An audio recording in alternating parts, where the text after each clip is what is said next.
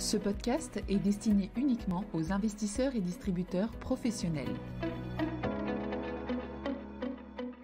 Bonjour à tous, cette semaine nous allons parler du prix des énergies fossiles qui font beaucoup parler d'eux ces derniers temps et nous nous poserons la question de savoir s'ils sont trop élevés ou trop bas. Alors c'est vraiment une question d'actualité puisqu'en octobre de cette année 2021, le prix du gaz naturel a atteint un plus haut historique dans certaines régions du monde, en Europe ou encore en Asie, et le prix du charbon a lui aussi beaucoup augmenté.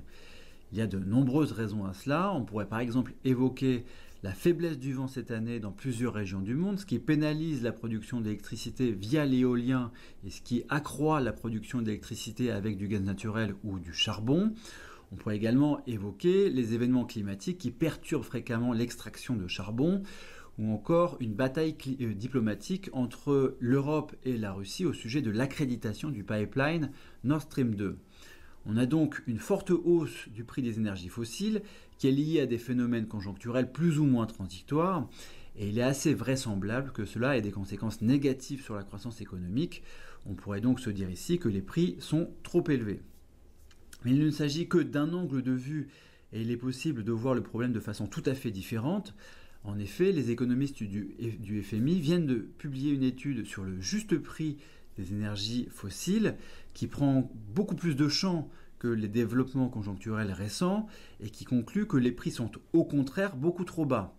Déjà l'année dernière, dans son rapport sur les perspectives économiques, le FMI écrivait « Le prix des carburants fossiles est actuellement massivement sous-évalué et reflète la non-prise en compte des coûts environnementaux, dont la pollution de l'air et le réchauffement climatique. » En effet, les économistes du FMI considèrent, et ils ne sont évidemment pas les seuls, que le juste prix des énergies fossiles serait un prix socialement efficient qui reflèterait les vrais coûts de leur utilisation, c'est-à-dire un prix qui ne prendrait pas seulement en compte les coûts de la main-d'œuvre, du capital, de l'extraction des matières premières ou encore de la distribution, mais un prix qui prendrait aussi en compte les coûts environnementaux et d'autres externalités négatives associées à l'utilisation des carburants. Et ça peut paraître un peu abstrait dit comme ça, mais les chercheurs du FMI travaillent depuis une dizaine d'années sur une méthodologie de quantification du prix socialement efficient des différents carburants selon les différents pays.